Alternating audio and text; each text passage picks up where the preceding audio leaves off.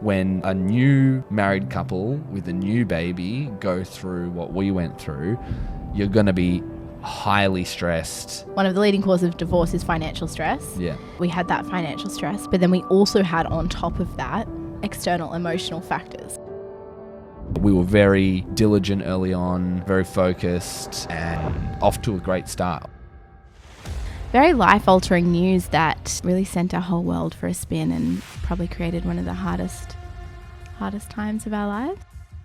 That whole situation and then what had transpired after that had sort of just rocked my core. I almost felt like a shell of my former self. We had to rebuild. If I do want to have control over my time, if I do want to be able to support a family member in a time of need, if I do want to be there for all of the important things for my kids, then we need to figure this money thing out. It just clicked for us in that moment, and that felt exciting. That will pull you out of the trenches financially. It was scary for a while there.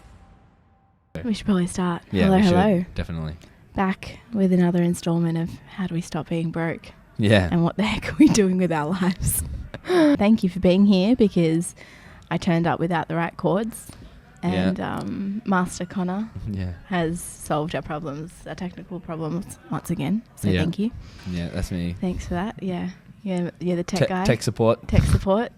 Always. The Rutty household. How many times have you seen me melt down over tech? Oh, regular occurrence. Like way more regular than it should be. To be fair, it's not, no one's immune to tech issues, and they are the most frustrating issues because it's usually when you're trying to do something or get something done, do it quickly. You know what I mean? Like you have all of these productivity benefits in using whatever it is, and then when it doesn't work, it's just extra frustrating.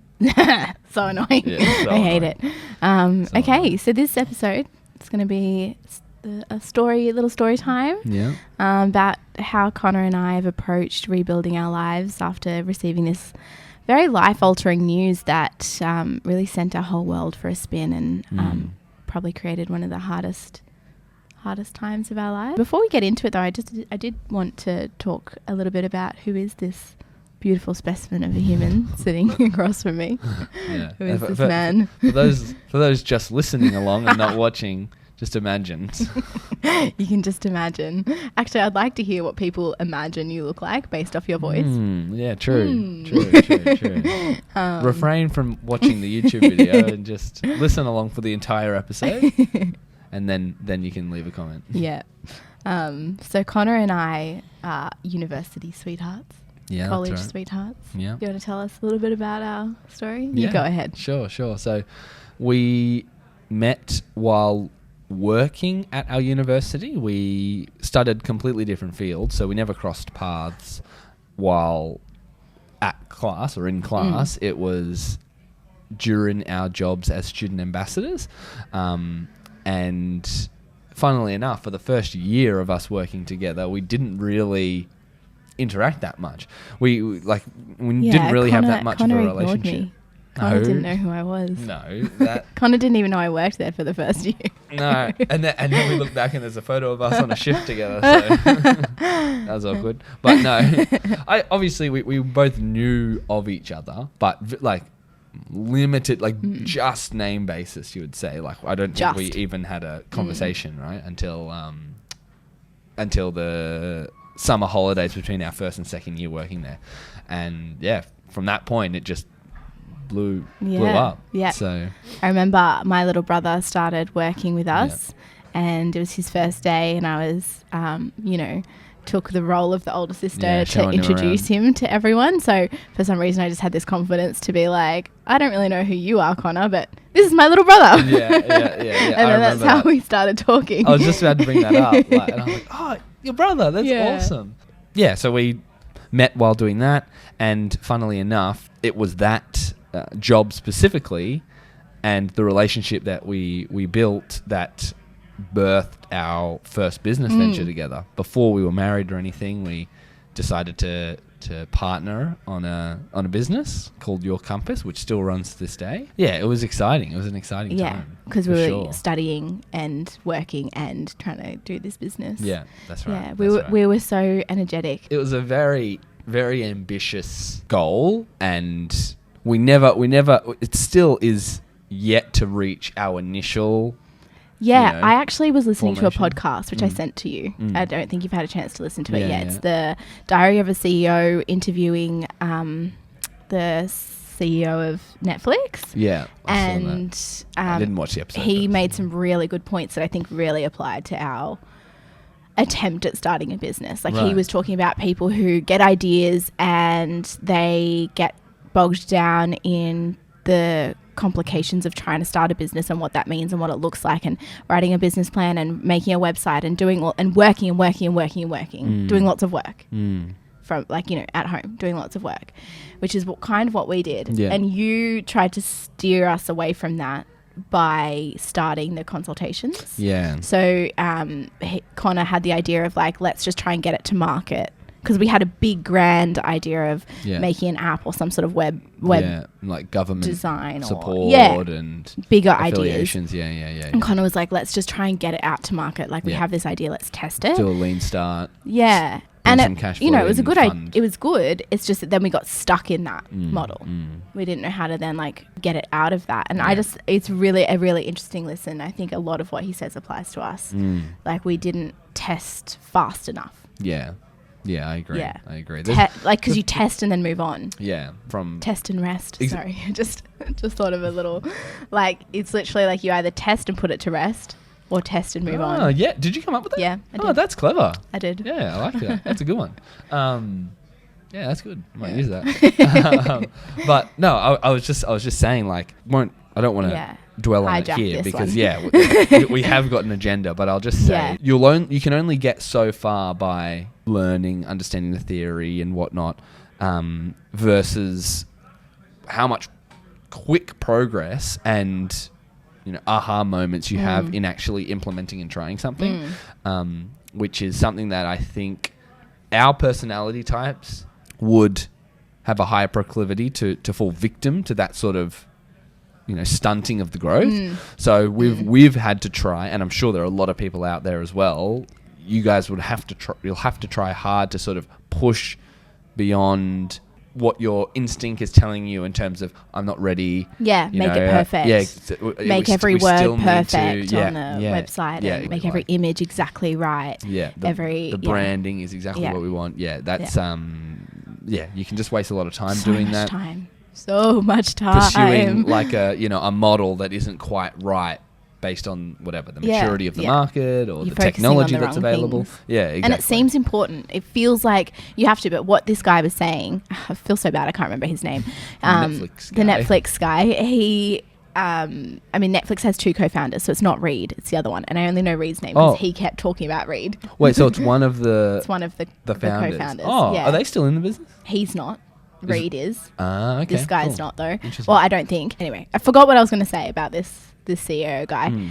But basically, that's a good little introduction to the fact that we, from the get-go in our relationship, have been really interested in business. Yeah. And that has been a big foundation in our relationship because we were really aligned on our goals and our dreams, and we were taking action on that together. And we I guess we had the mutual understanding that in order to get where we want in terms of lifestyle and, just general day-to-day living, that business ownership would be a big part of that. Yeah. And so we were like, well, here's an idea. Let's try it. Let's do it. Yeah. And we also, I think we were we still are, we're so aligned with our bigger dream that we're willing to choose hard things now, like sacrifice, relaxing or, comforts in order to push forward and put in the hard work now so that it's not hard forever.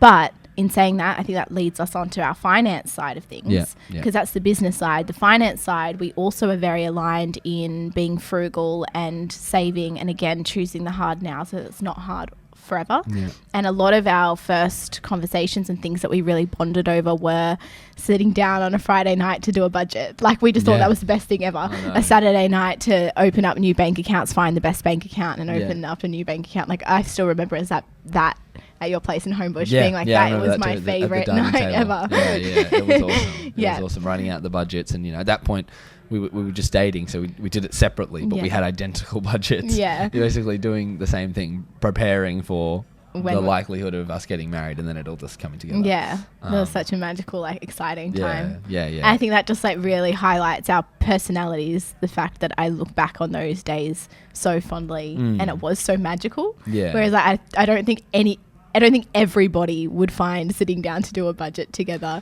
when you first start dating. No, and magical. The thing is, I can remember, like, right now, like, people who know me now, and have seen content that I've put out and whatnot would maybe be surprised to know that initially, like, I don't remember prior to moving to Sydney, starting university, really remember thinking that much about personal finance and that I was, necessarily a good saver or was frugal or whatnot. It wasn't really something would be part of my identity, which now has definitely changed. And when we first went to do the budget, I remember I was like, I don't know how I feel about a budget. A budget seems really restrictive, and that's not what I'm used to. Like, I don't like the idea of only being able to spend this much and saving all the rest of it. And I thought I didn't like the idea of a budget. And I think as we're saying this, I can anticipate a lot of people listening and going, oh, these guys, I can't relate to these guys. Like, having a good time doing a budget, that sounds like true. The worst thing that I can imagine.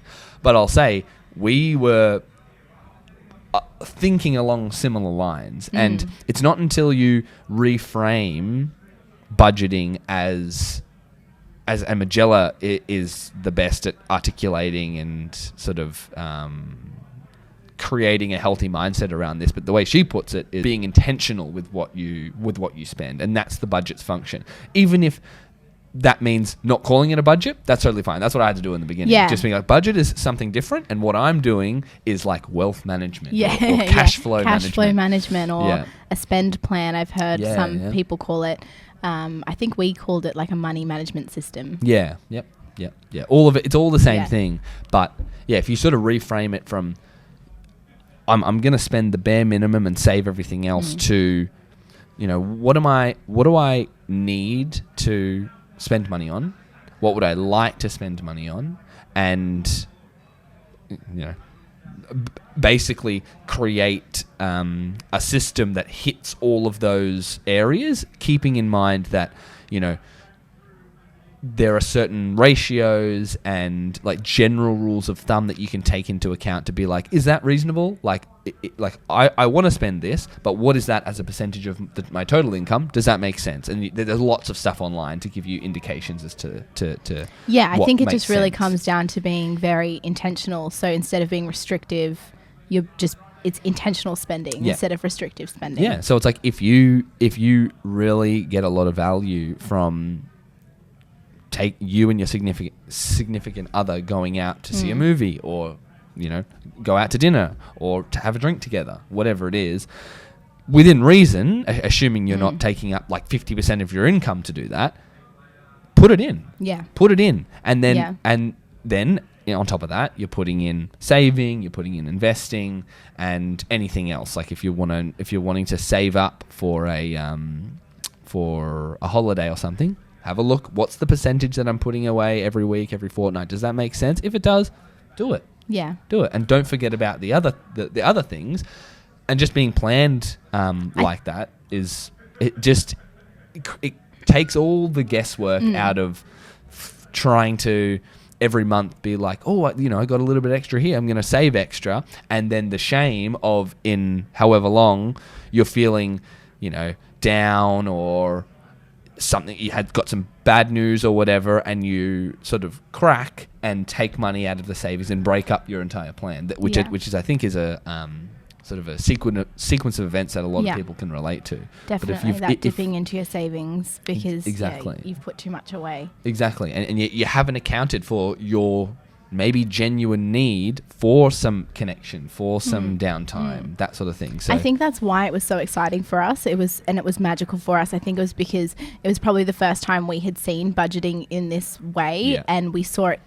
We worked it out together, and it was like it just clicked for us in that moment, and that felt exciting. It felt exciting to allow ourselves to spend. So like unlike Connor, I was a victim to restrictive budgeting, like that cycle of restrictive budgeting, sort of like, you know, constant dieting, yo-yo dieting. You can call it the yo-yo budgeting. It's exactly the same. Where I would put heaps away and then feel real guilt and shame about having to spend what I had saved. Because you actually were going to spend that anyway. You just hadn't planned it all out. Exactly. You know. So then, realizing that and realizing that you could avoid that guilt and shame and feel actually really positive and intentional and happy and motivated and spiral up instead of spiral down with your money journey was really exciting. I think that's where the magic came from. It was doing that with someone else who we fully found that together, that whole system together. I honestly, there is more than a full episode worth of like little tips and tricks that we could go through, but we'll have to refrain ourselves. Story for another day. I know we could talk about this all day. This is just supposed to be our little intro. But that gives a good background as to sort of where we were. So you know, we were very clear on our goals. We sort of knew where we wanted to go, and so you know, as we started to think about that clearly, which is a very, very valuable habit to get into, you start to think, okay, well, if I do want to have control over my time, if I do want to be able to support a family member in a time of need, if I do want to be there for all of the important things for my kids once they're a little bit older, then we need to figure this money thing out.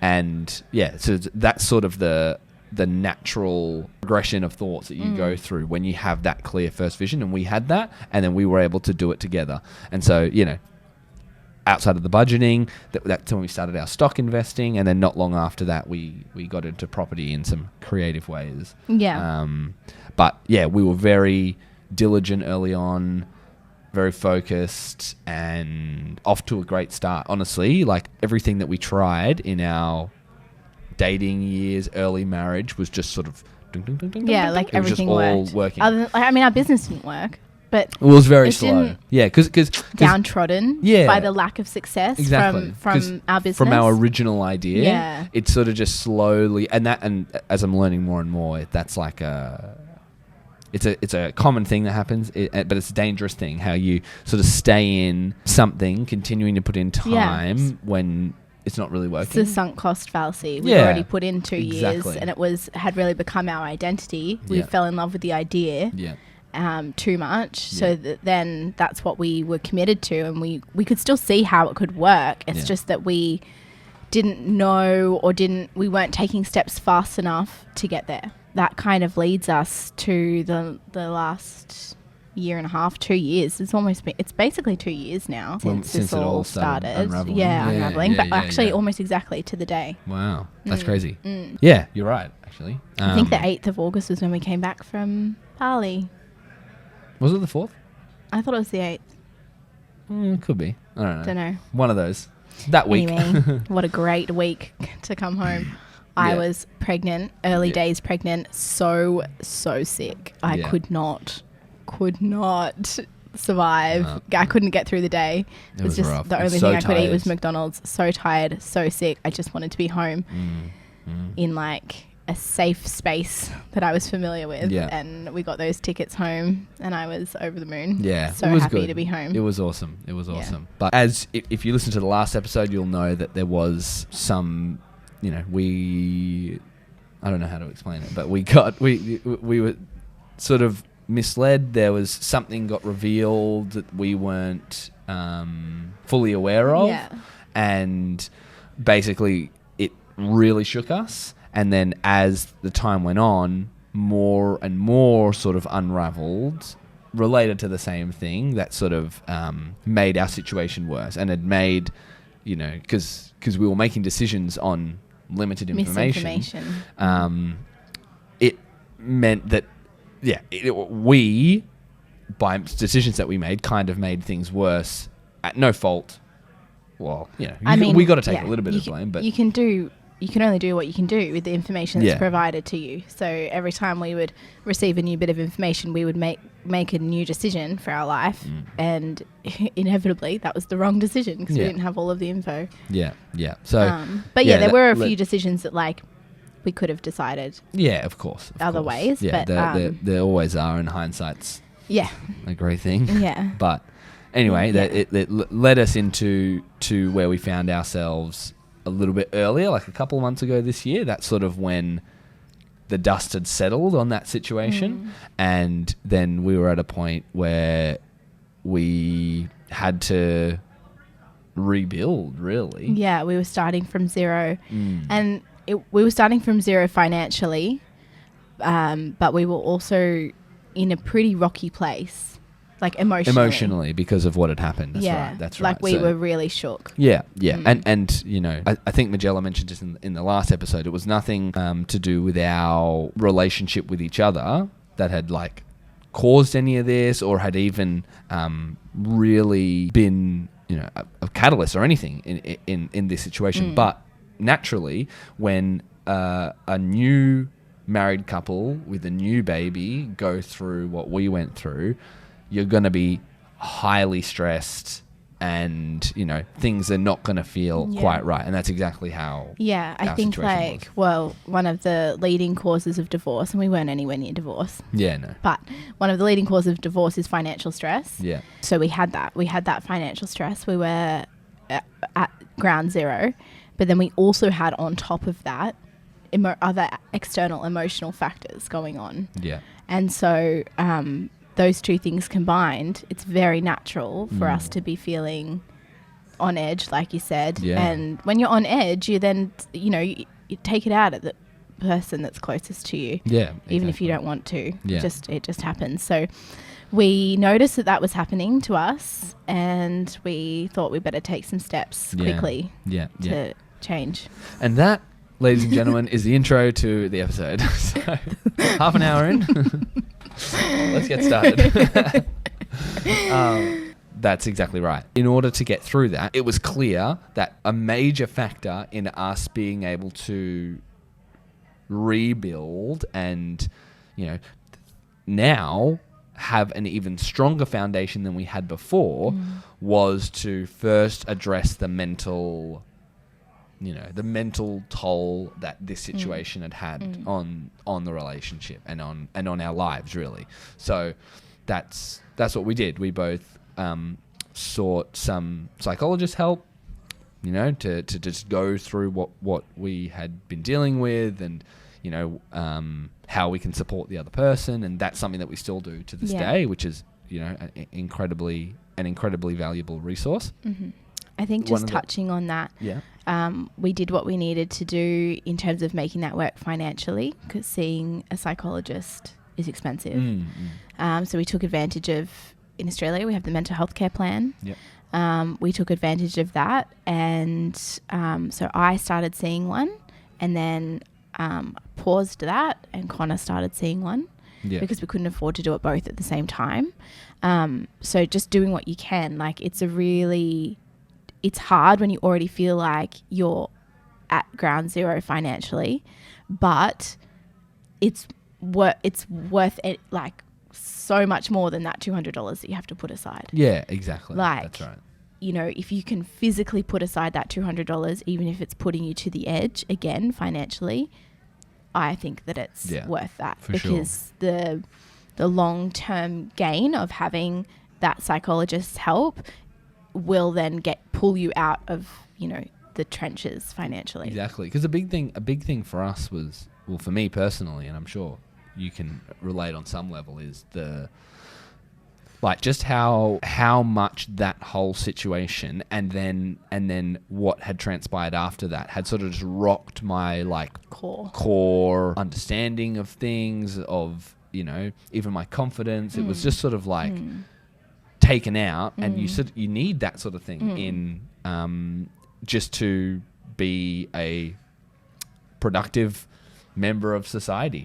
like not saying that we were like curled up in bed, but at some point you sort of felt like doing that. You know what I mean? Like it was. And we were kind of operating in this like zombie mode. Yeah, that's right. It's just sort of like one foot in front of the other. Yeah. And so, so with that all said, one of the first tangible steps we set out to do was basically a reset. So as far as we're concerned, a lot of like stress and overwhelm can be tied to like a physical location. Yeah. So we, you know, having experienced all this in one certain spot, we're like, okay, we need to get out of that environment, just recover for a couple of days, and then use the last few days. We went for about a week for when we did the first break, and then use that last couple of days to go, okay, so we've had a second to catch our breath.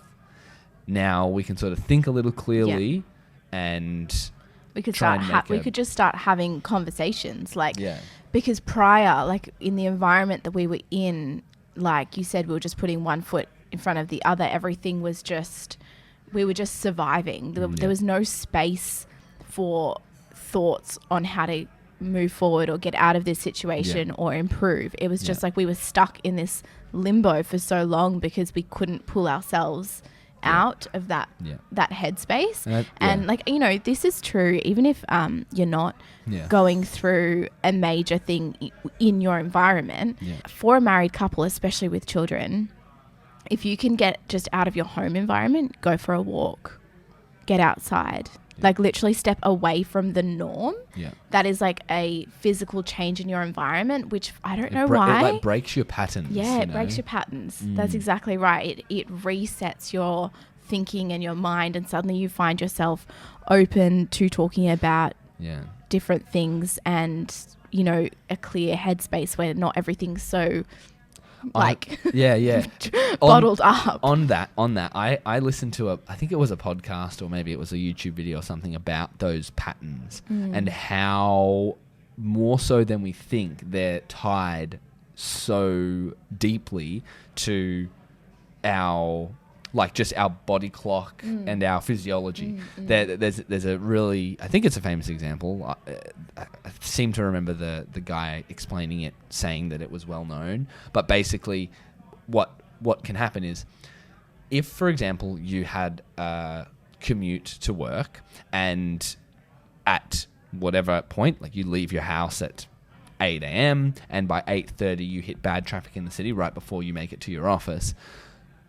Obviously, in hitting traffic, there's going to be feelings of frustration, especially if it's more so than normal if you're running late. So you're going to be feeling that heightened stress. And so, in a full-time job, you're going 5 days a week for, you know, years upon years. Every day, having that feeling of stress at 8:30 in the morning because of the traffic gets so embedded into your physiology that they've seen, and pretty sure this is scientific, but they've actually measured that those people on the days when they don't go to work, so they're not in the car, they're not in traffic, their body is so in the habit of having that heightened stress and frustration at that point in the day that it happens automatically, regardless of what's happening in their environment. 8:30 hits and they're starting to feel stressed and anxious again, even though they're not stuck in traffic. So it's a really weird phenomenon. For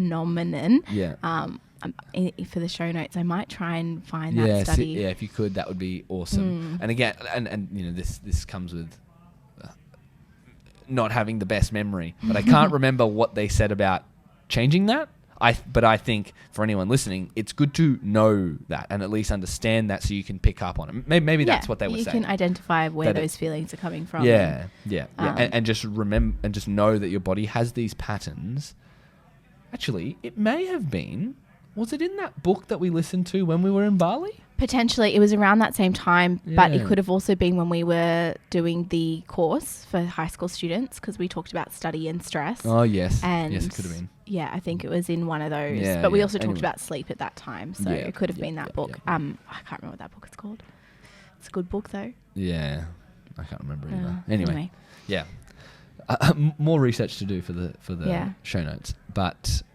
yeah, so that's all to say that, you know, you've just got to, like, we recognize that obviously being in the environment, we're going to have so many triggers, like physical environmental triggers, which are obviously more impactful than, you know, what your brain's automatic response is based on your body clock. So even if those continue, removing yourself from those environmental triggers will definitely help. And so that was sort of our theory. We were like, let's get out.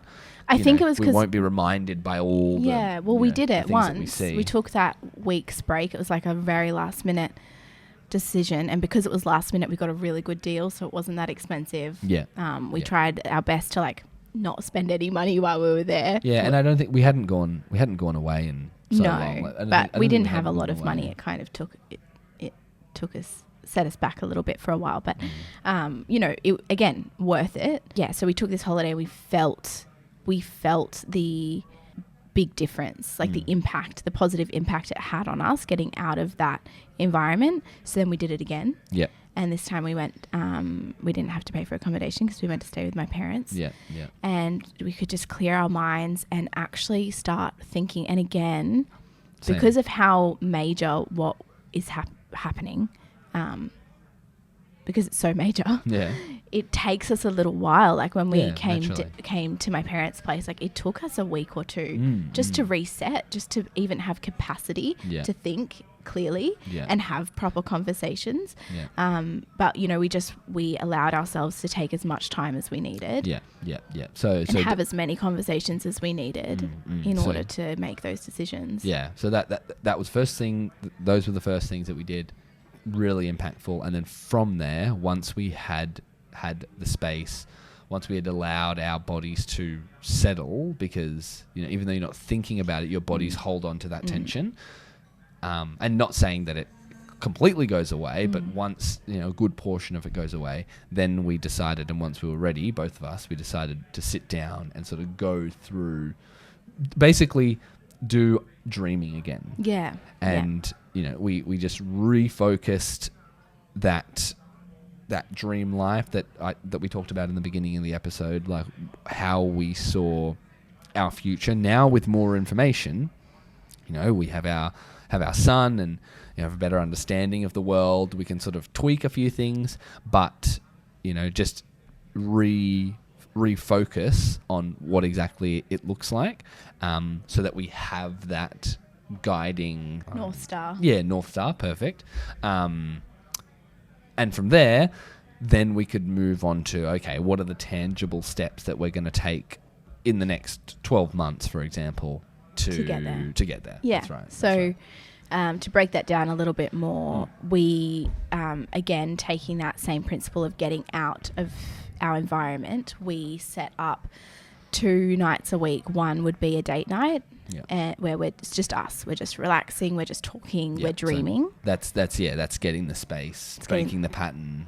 That's the purpose of that. Exactly. And setting that dream again, taking the time to dream. And making space in our week for those conversations to remind us of who we are and what is at the core of our relationship and our value system. I think in business, like a real imperative question that you should be asking yourself is, how much time am I spending working in the business versus working on the business? And I think that applies in relationships. I think that applies in finances, in you know, wealth creation. And basically what that means is, you know, working in the business would be, you know, just doing what needs to be done in order to open the shop and close it by the end of the day. So in your life, that's, you know, going to work, making food, making sure your kids are taken care of. Especially if you have children.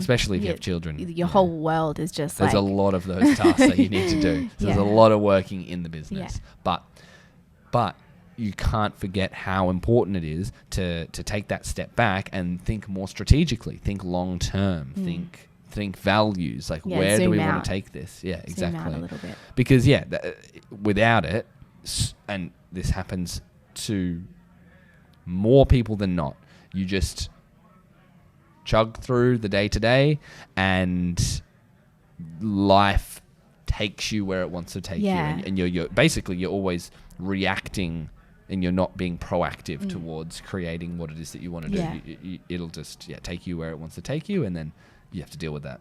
Life starts to control you instead of you controlling your life, driving your life. So how did you feel when we started doing that? Like, what do you remember feeling like when we? Because it was when we came down here, we were visiting, and we just started taking those Thursday nights out to just chat and have time together without any sort of pressure on us. So how did that make you feel? Do you remember how you felt in yourself and then also like in our relationship?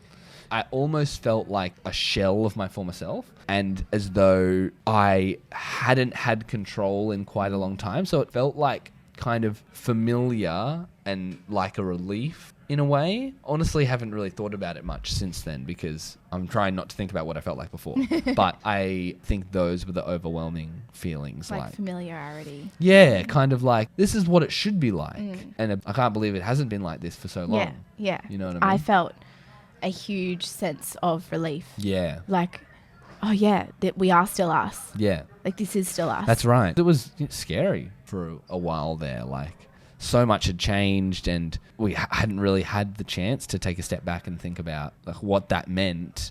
But your body can feel it. Your body can feel that something's up and something needs to happen, and so you're kind of like pushing that down, and that's almost like checking out in a way.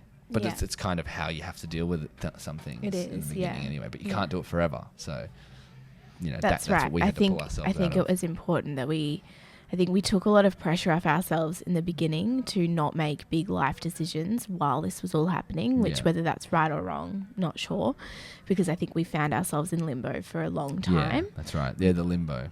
In saying that, I do feel proud of us for taking these steps as soon as we did, like for our marriage, at least. Yeah, exactly. And as I mentioned before, I think because we've now come through all of this and we're on the other side, I feel as though we have better communication than ever, like a stronger foundation than even before any of this had happened.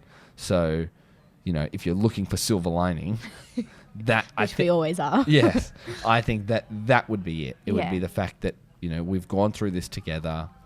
We now have a better understanding of how each of us acts and reacts to crisis, and it's really important that that's going to be such valuable learning early on in our career, our marriage, to take us through whatever is to come in the future. I 100% agree. I really actually feel grateful, not for the crisis itself, but for having gone through a crisis so early. Yeah.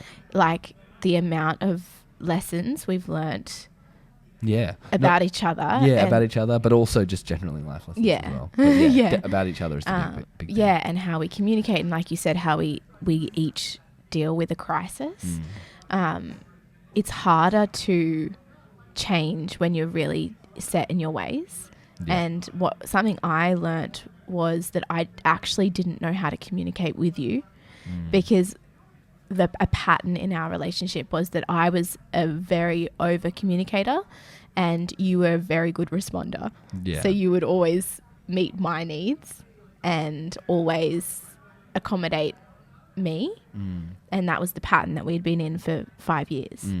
And I didn't actually even know or realize that I didn't know the signs to look for when you were stressed. Right. I didn't know how you communicated that stress. I didn't know what your needs were when you feel stressed. So I didn't even really know, to be honest. Still figuring it all out. I think it's a very good skill to have. I think it's a skill that you build to be able to identify when you're feeling stressed and what you need to do to settle yourself down. That's it's a skill. Yeah. But so for us, that's it kind of shone a big spotlight on something that we didn't even know was a problem. And I do feel very grateful that happened early on in our marriage before there was like deep patterns set. Yeah. It's easier to change 100% earlier. Yeah, exactly. And with the transition to having people other than us that we need to take care of, and how, each of us, like our baby. Yeah, our baby. That's what I mean.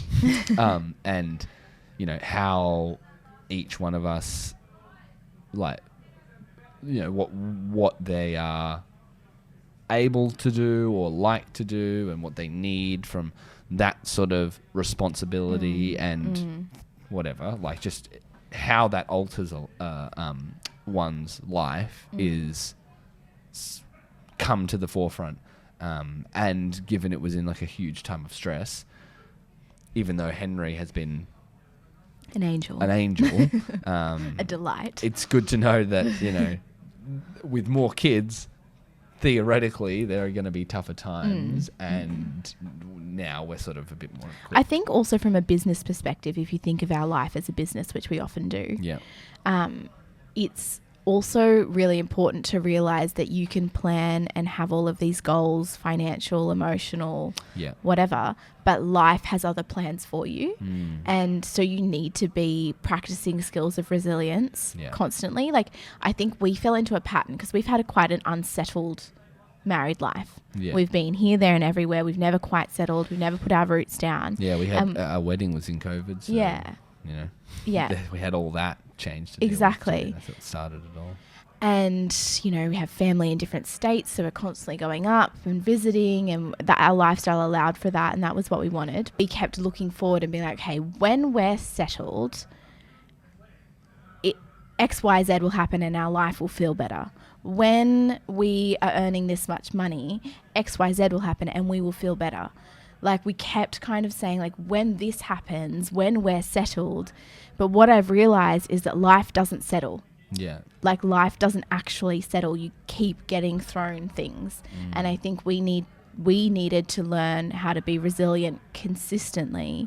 And we needed to realize that from a business perspective and from a life perspective, things are actually never going to be smooth. Yeah. Like, we kept waiting for things to get smooth. Yeah. But they're never going to be smooth. Yeah. And so that was a big eye-opening moment for me. Yeah. Yeah. And I think, I think the in a positive way. Yeah, in a positive way, of course. Yeah. And I think, just to really emphasize what you're talking about, like, the resilience part of that is, like, it's such an important skill to have, like, especially if you're wanting to be in the business world. If you're wanting to have investments, you need to be able to ride the hard times for the greater good, and resilience is a key part in that, just as it is in marriage. So So when we sat down, just taking it back to some more tangible steps of what we did, when we sat down and started to have bigger conversations about, okay, like, I think we're both feeling emotionally stable enough in order to look at fixing our lives, rebuilding from scratch. And we had a family meeting, and I say family meeting like it's just the two of us, but but it's, it's our family. Yeah, it was a meeting, and we went back to what was important to us. We called this Project Phoenix. That's right. Because we're rebuilding. Rising from the ashes. Yeah. That's right. Exactly. So we broke this down into 3 parts. The first thing that we did was we identified our family values, and so we went back to our roots and what was important to us. Yeah. And because those values are what, like you said before, they're going to be our North Star. It's going to be what's guiding us. Yeah, all the decisions you make. Yeah, to make sure that we feel in alignment with our actions. What were some of those values? Well, one of the ones that we, it's been a common theme all throughout our relationship, and that is like calmness in the home. And not only is that conducive to like a nice environment generally for us, but I think for having guests, having kids, them feeling comfortable to be around, and family being another one of our values, them feeling like they can hang out and be themselves around us is I think that's so key, being themselves. Like if you have a calm, stable home environment, like you really can explore who you are, and in a safe place where that you're always going to be accepted, and you're not stepping on anyone's toes. And you can really, it's not just being who you are, you can learn to regulate your emotions because it's a safe space, so you can have big emotions in a way that is then going to be regulated, accepted, appreciated and regulated.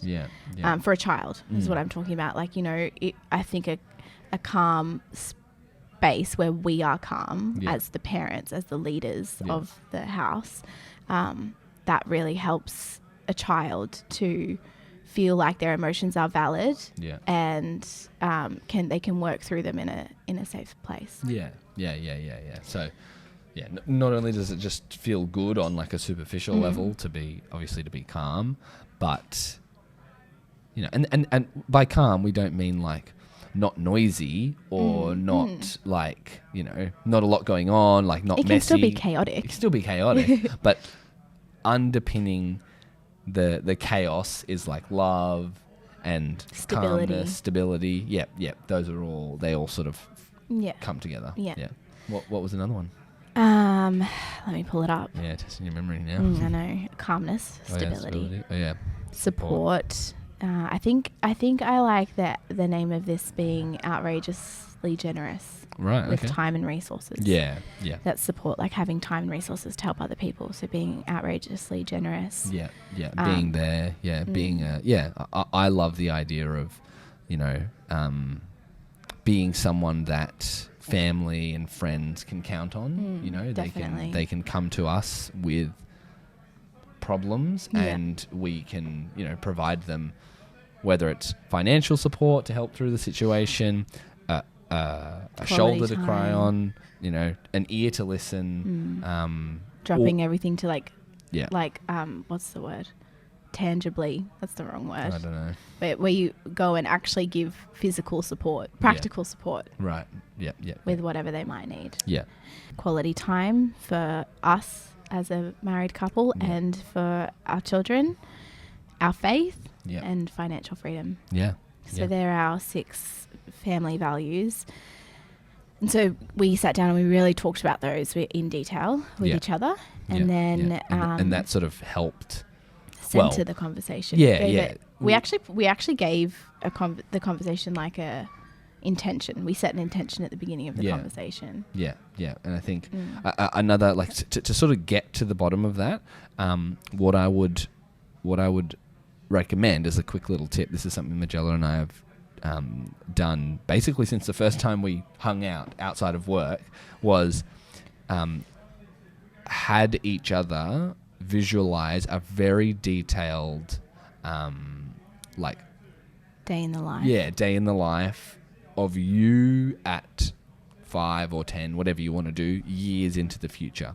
So by very detailed, we mean, I woke up at this time, this is what I saw when I woke up, this was the room I was in, this is the emotion I was feeling, and then move on throughout the day. I got up, the first thing I did was, walked into the bathroom, or kissed my wife, or scratch the dog's head, like all those sorts of things, right? So, you need that level of specificity so that you can feel it. You can feel it, so you can see it, and in immersing yourself in that vision.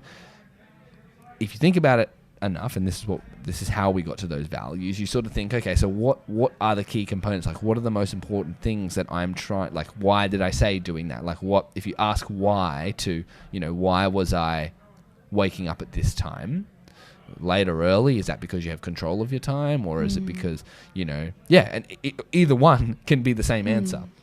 If you're waking up late, it's because you're choosing to do it. If you're waking up early, it's because you're choosing to do it, if that's what it is. And so on, where and just to be clear, this is an ideal day. It's not what is currently happening or you think is going to happen. Yeah. It's like, what would your literal ideal be when, like, no dream is too big? Yeah. And so and then distill that down to find the values that underpin it. And it's good to just have those on paper, have that day on paper, so that you can go back to it if you need to. And then from there, we listed out our smaller goals, so like our 12-month goals, and then what actions we needed to take to make sure that we were in alignment with our values, like to make sure that these goals were in alignment with our values. Yeah. And we did realize that in order to reach the larger goal or the larger dream, and it meant that we did have to kind of prioritize our values in a way. Like, we had to identify that some values, financial freedom or stability, for example, they just weren't possible right now. But that meant that we had to, like, amplify other values to kind of subsidize that. And it helped us guide what our next steps were going to be, because it's like we could identify, okay, like, we don't have stability right now. Yeah. But even though we don't have stability, we can have calmness. Yeah. We can have a deep love and understanding with each other, which is where this calmness comes from. Yeah. And so, steps like going to see a psychologist, going to see a couples counsellor, yeah. They are steps that amplify the feeling of calmness, which will then lead to a feeling of stability, because we will have a deeper understanding of each other. Our family life will feel calmer. Yeah. And then, once you have that clear mind space and you feel like you have the support of another person, like your partner, you can then move towards stability. You can take steps, the required steps that you need to create stability in your life. Yeah. And your partner becomes, or your family life, that calmness becomes stability. Yeah. Yeah. So, it was a good way to kind of look at our values and see which ones we were currently living, which ones we maybe had to, put ahead of the others, while still aiming for all of them. So, we looked at our 12-month goals. Yeah, because we didn't really know. We were still in, we didn't know where we were. We didn't have that clarity yet. Yeah. So we put some big goals in place for the next 5 years. So owning 2 properties, whether that one's a home and one's a investment property, or whether they're both investment properties, it didn't matter. We just wanted to own 2. We wanted to have 100K invested in stocks. We potentially wanted to have 1 more baby. We wanted a higher income, and we wanted a strong relationship with a deep intimacy and stability, of course, as we had previously mentioned. So they were our goals for the next 5 years. So then we broke it down to, okay, well, what does this year look like for us? We didn't know exactly what our goal for 12 months was, because, like I said, we didn't have that clarity, that mental clarity just yet. So instead we were like, okay, what does it look like for us to potentially get to our 5-year goals? What does the next year have to look like? And so we spoke about, it might be sacrificing social and relaxing time. Yeah. It might be sacrificing being able to give the support that we would love to give. One of our values, being outrageously generous with time and resources, is acknowledging that we don't have the resources right now. Yeah. And if we keep giving too much, we can still give. We still want to be giving constantly, but if we give too much, which is a trap that we had fallen into previously, it's like putting on your own oxygen mask first. We won't ever have enough to be outrageously generous if we don't set up our family. So some things, like I said, had to be prioritized, and obviously we still want to be giving at all times, just not outrageously. Well, it's outrageously proportionate. It's like if you think about it in a percentage. Rather than giving 90% of what you have, whether that's time or money, you give 20%. You cut it back. 30, 40%, whatever it might be. 20%. So, and someone else's, like, one person's 20% is going to be different to another person's, and that's fine. That's like you might be able to give $5 or you might be able to give $100. That's as an example. The other one is that we wanted to stop. In order to achieve what we want to achieve, there's time. We need to bend time around us. So what comes with that is being a bit more scheduled, at least having a bit of a clearer routine as to when we get each of the things done. A very similar approach to exactly what we did with our money management system. It's like, you decide what needs to be done, what you want to be done in order to live a sustainable life and have a sustainable routine, and you put those in as you see. There's no point in going, I'm never going to see any of my friends. I'm just going to work 24/7 and, just put our son in daycare from whenever, you know what I mean? If all those things are important, you might need to, do a little bit less than maybe you would like to in the beginning, but because it's a system and because you've thought about it, because you've been intentional and gone, well, okay, is this actually sustainable? Maybe you've said, I'm going to do this for 2 weeks, and then on the third week, I'm going to, take a day off, or I'm going to spend a little bit more time or like, doing something maybe else. Each week you have designated time that is family time. Designated movie night or exercise time. Like for me personally, it's very helpful to have like Monday nights we watch a movie.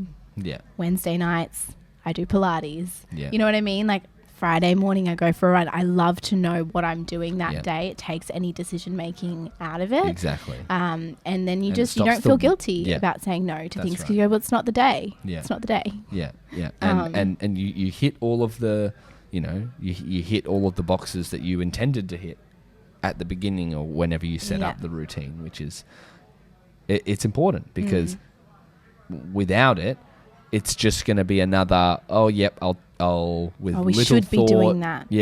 Set lots this of up. Guilt. Exactly. And then all the guilt and you don't build a habit and you're back to square one. Yeah, exactly. It's exactly like setting up a budget. Like it. Yeah, it's 100%. It's budgeting your time. Yeah, that's right. That's right.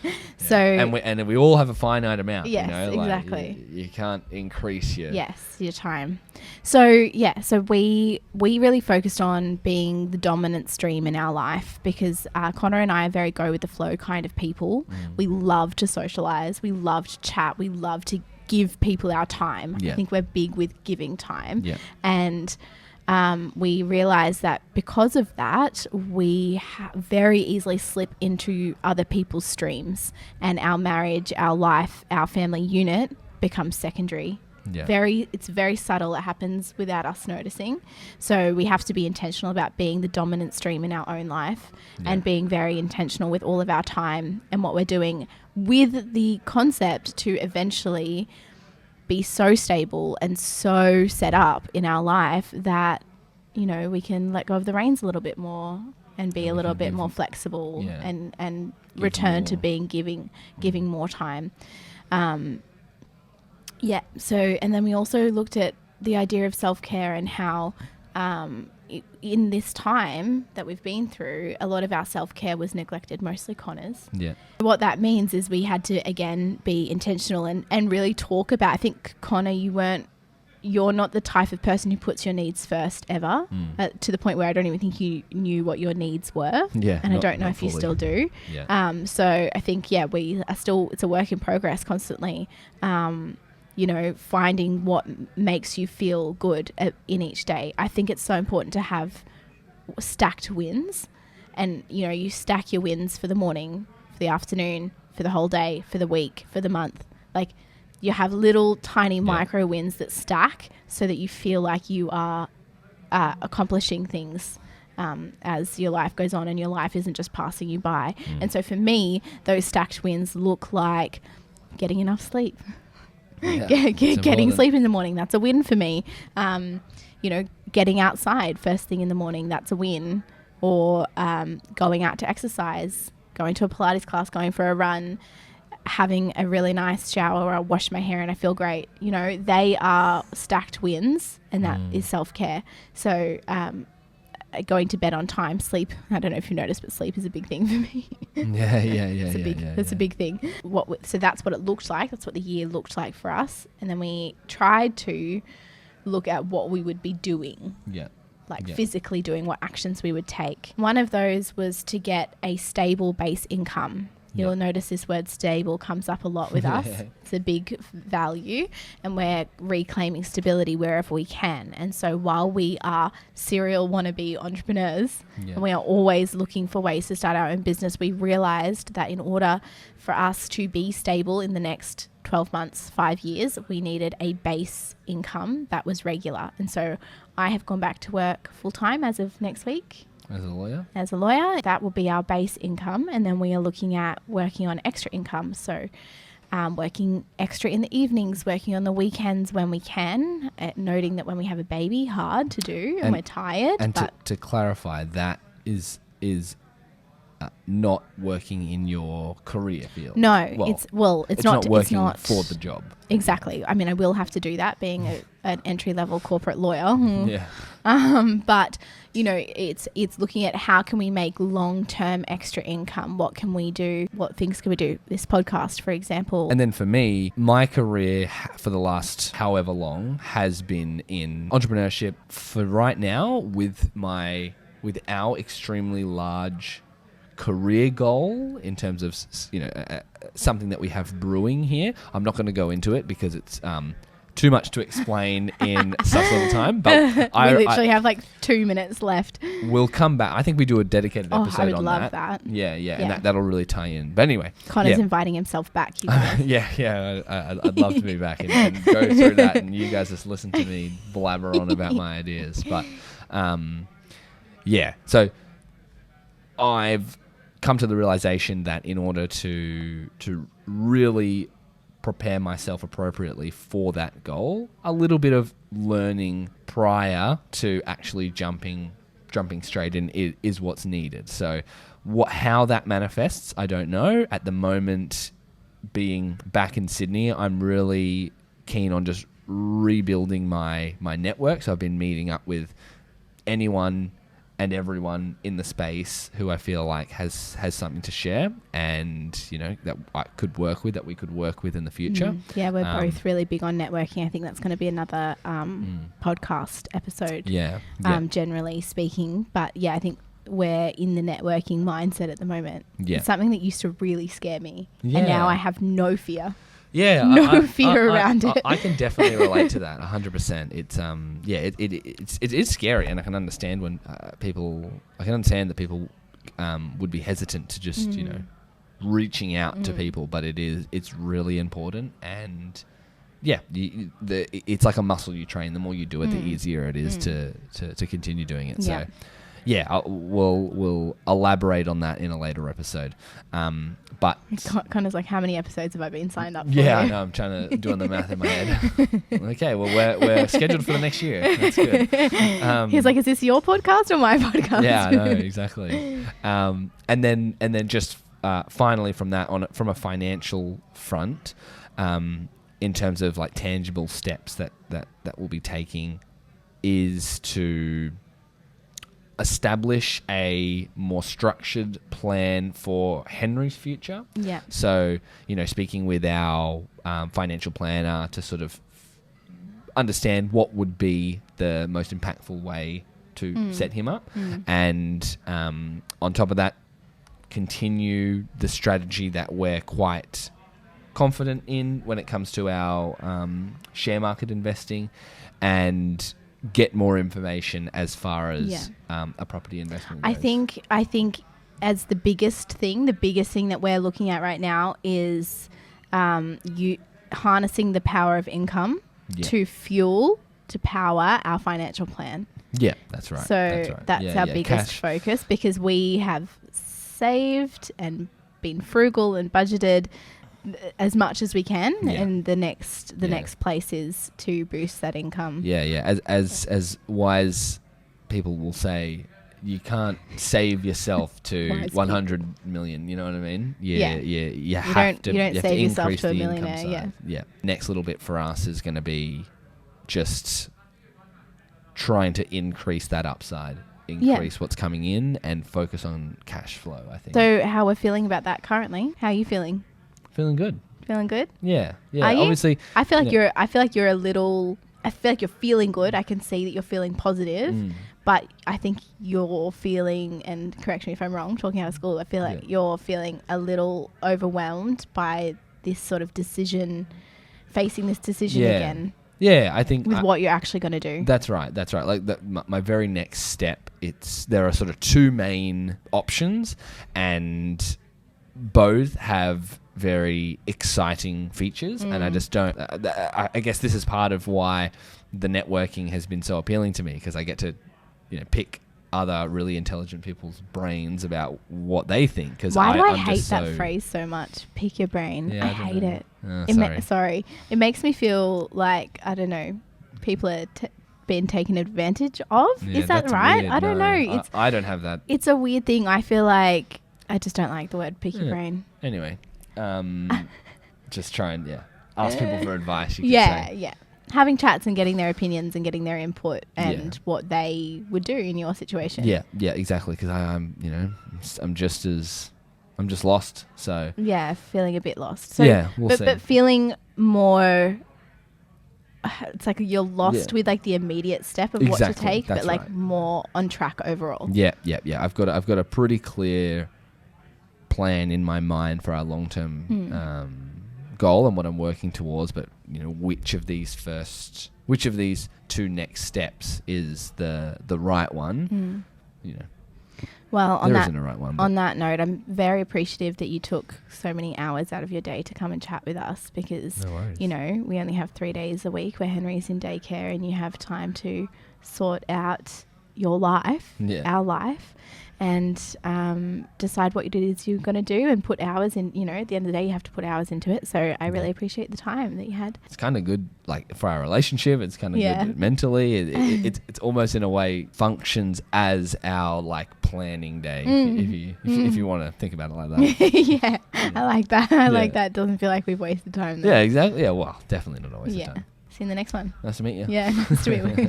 We're not on camera anymore. Shaking hands. Yeah, we're shaking hands. Shaking hands. Okay.